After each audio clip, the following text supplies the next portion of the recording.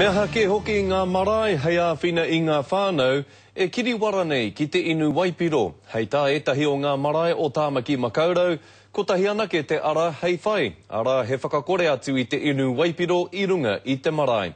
Kaia Irena Smith, tēnei pūrongo.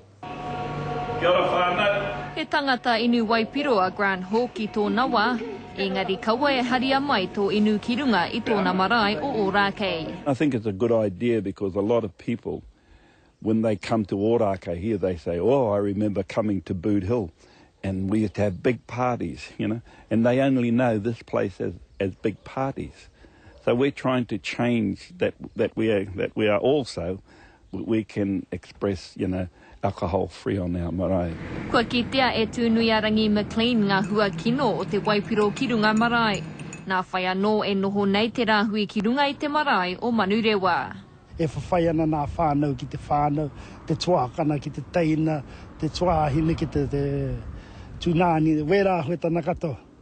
Me nā hua tana pai, hoi no, koe rā, ka tae au te tiro whānui ake, e tika ana tā te puari o te maraini.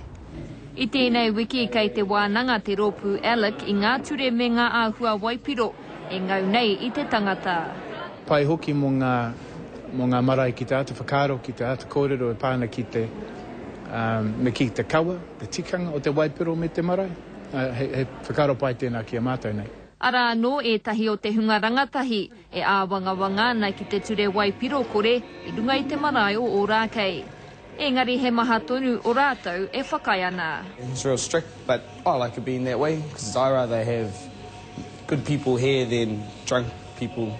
Aha kua kei tēnā marae me tēnā marae te tikanga, ko te tumanako ka noho rātou hei tauira mā ngā iwi o te motu.